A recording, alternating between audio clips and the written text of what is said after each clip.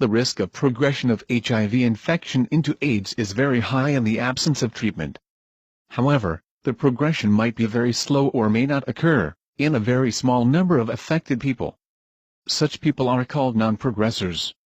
The acquired immunodeficiency syndrome, AIDS, is an advanced stage of an infection caused by the human immunodeficiency virus, HIV. This virus binds to the dendritic cells that carry it from the site of infection to the lymph nodes, wherein a viral surface protein called GP120 binds tightly to the CD4 molecules. Another viral protein, P24, forms a casing surrounding HIV's genetic material. HIV attacks the CD4 immune cells, which are the key cells that fight against pathogens and disease-causing agents. Being HIV positive doesn't mean that you have AIDS.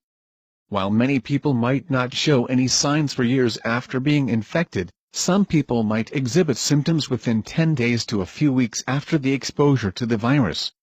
A person is diagnosed with AIDS when he/she tests positive for HIV and his/her CD4 cell count is less than 200.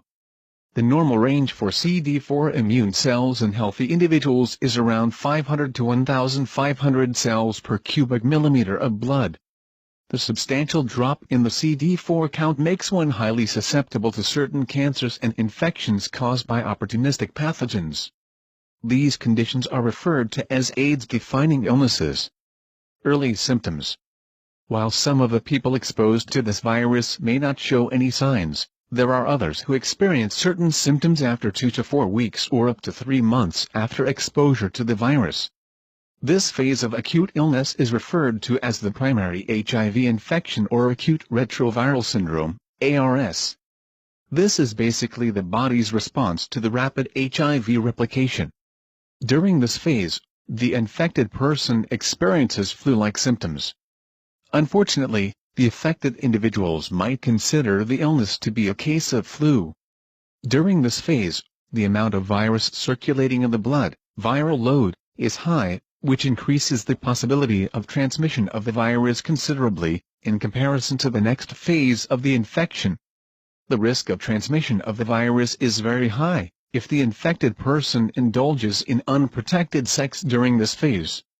Statistics show that 1 in 5 infected persons is unaware of his/her condition, which is why people in the high-risk groups are often urged to go for HIV screening tests.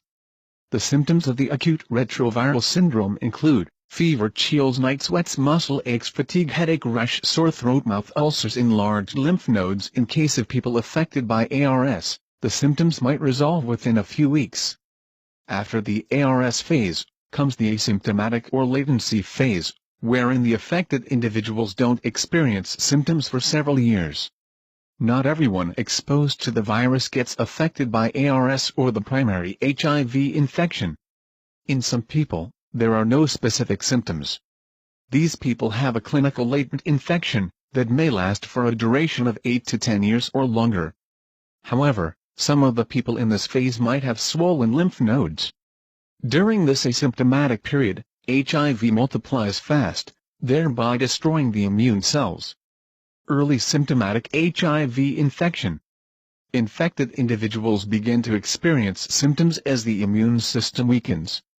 As the virus destroys immune cells, the infected individuals begin to develop mild infections, and experience symptoms such as fever, fatigue, swollen lymph nodes, diarrhea, unexplained weight loss, cough, and shortness of breath. Progression of the HIV infection to AIDS. In the absence of treatment, the disease can progress to AIDS in a few years. By the time AIDS develops, one's immune system has been severely damaged, thereby increasing the risk of opportunistic infections or diseases that wouldn't affect a person with a healthy immune system. The signs and symptoms of some of these infections may include soaking night sweat, shaking, chills, fever that lasts for more than 10 days, cough and shortness of breath, diarrhea, nausea, vomiting, sores on the tongue or in the mouth, headaches, persistent, unexplained fatigue, vision-related problems, weight loss, skin rashes, easy bruising, genital sores, oral thrush, joint pain. Transmission of HIV. This virus can get transmitted to others through sexual contact, or direct contact with the infected blood in case of a blood transfusion. Having unprotected sex with multiple sex partners or indulging in other risky behavior like sharing a drug-injecting syringe can put a person at a greater risk. Sexual intercourse is the most common method of the transmission. During sexual contact, HIV can enter a body through the lining of vagina, penis, rectum, or mouth. Although there is no evidence of HIV being spread by saliva, there are possibilities of contact with blood through cuts or sores in mouth.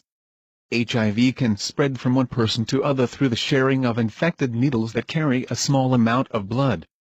Transmission could occur through blood transfusions, if there is any negligence during the transfusion process.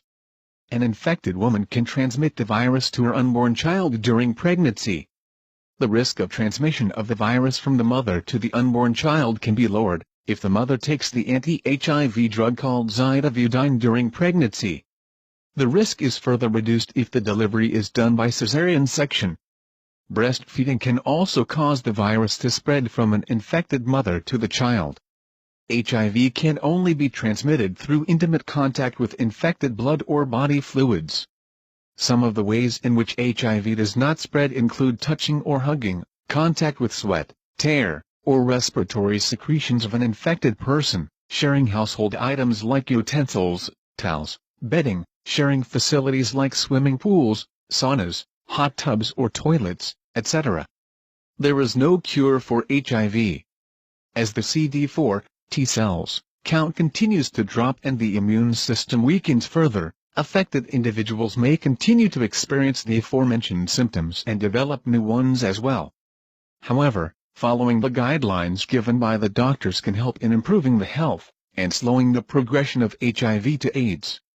It goes without saying that risky behavior that increases the risk of HIV/AIDS must be avoided, and measures should be followed to prevent this deadly disease. Disclaimer: the information provided in this article is solely for educating the reader. It is not intended to be a substitute for the advice of a medical expert.